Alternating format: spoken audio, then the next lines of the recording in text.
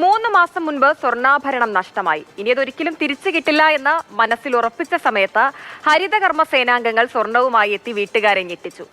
മാലിന്യം വേർതിരിക്കുന്നതിനിടെ ലഭിച്ച 1 പവനിലധികം തൂക്കം വരുന്ന സ്വർണ്ണ കൈച്ചെയിൻ സത്യസന്ധതയോടെ തിരികെ നൽകിയാണ് തൃശൂർ വെങ്കിടങ്ങളിലെ ഹരിതകർമ്മ സേനാംഗങ്ങളായ നിഷ രമേശ്, രാധിക രതീഷ് എന്നിവർ മാതൃകയായത്.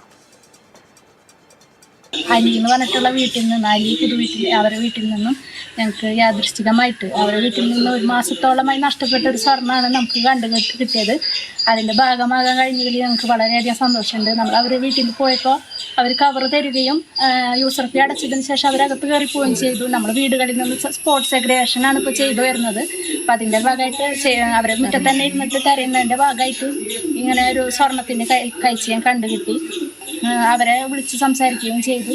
അവർക്കത് 1 മാസത്തോളമായി നഷ്ടപ്പെട്ടവരെ സ്വർണം തിരിച്ചു കിട്ടിയതിൽ വളരെയധികം സന്തോഷമുണ്ട്. MS ലിഷോയ് ചേരുന്നുണ്ട് തത്സമയം. ലിഷോയ്, പൊന്നിനൊക്കെ ഇപ്പോൾ പൊള്ളും വിലയാണ്. ദിനംപ്രതി എന്നോളമാണ് സ്വർണ്ണവിലയിലുള്ള ഏറ്റക്കുറച്ചിലുകൾ. അപ്പോൾ ആ സമയത്തൊക്കെ പലരും സ്വർണം കയ്യിൽ കിട്ടിയ മിണ്ടാതെ അത് പോക്കറ്റിലിട്ട് പോകുന്ന ആളുകളുണ്ട്. പക്ഷെ ഇവരെന്തായാലും അങ്ങനെയല്ല, സത്യസന്ധതയുള്ള മനുഷ്യരാണ്. മറ്റുള്ളവരുടെ മുതൽ എന്തായാലും സ്വന്തമാക്കരുത് എന്ന് മനസ്സിൽ ഉറപ്പിച്ച ആളുകളാണ്. അവരത് കിട്ടി, അത് കൃത്യമായി തന്നെ തിരികെ ഏൽപ്പിച്ചു. ഇപ്പോൾ ഒരു ദിവസമൊക്കെ സ്വർണം പോയി 1 or 2 ദിവസം നാളെ കിട്ടും എന്ന് കരുതി തിരഞ്ഞുകൊണ്ടിരിക്കും. 3 മാസമൊക്കെ കഴിഞ്ഞ് എന്തായാലും ഇനി തിരിച്ചു കിട്ടില്ല എന്ന് മനസ്സിൽ ഉറപ്പിച്ചിട്ടുണ്ടാവും. കിട്ടിയപ്പോൾ എന്തായാലും വീട്ടുകാർ ഹാപ്പി ആയല്ലേ? തീർച്ചയായും. അതായത് ഇപ്പോൾ സൂചിപ്പിച്ച പോലെ തന്നെ പൊന്നിന് പൊന്നും വിലയാണ്. അത് വലിയ ഒരു നഷ്ടമായി തന്നെയാണ് വീട്ടുകാരൊക്കെ തന്നെ. ഈ വെങ്കിടങ്ങ് സ്വദേശിയായ സബീനയുടെ കൈച്ചെയിനാണ് നഷ്ടപ്പെട്ടത്. അപ്പോൾ സ്വാഭാവികമായും അതൊക്കെ ഒരുപാട് ദിവസം തിരഞ്ഞു. ആ തിരഞ്ഞപ്പോൾ ഒന്നും തന്നെ കിട്ടിയില്ല.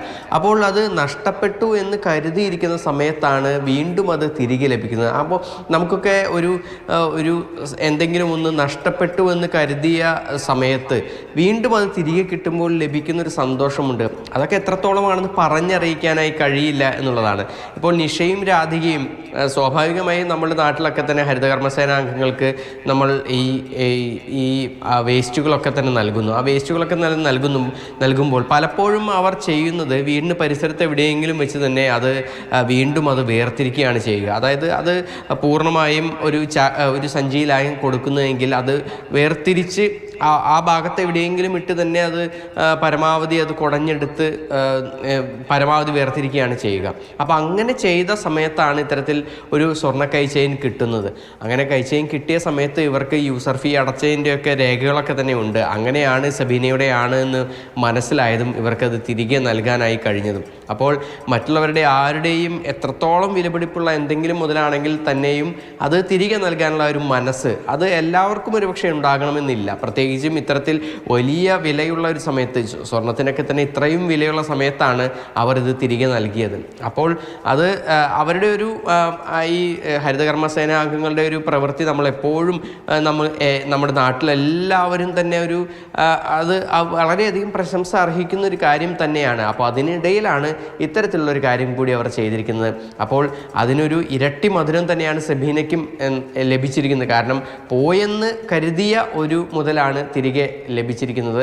അതിന് ആ ഒരു നന്മയുള്ള 2 പേരുടെ മനസ്സ് അതൊരു കാരണമായി എന്നുള്ളതാണ്.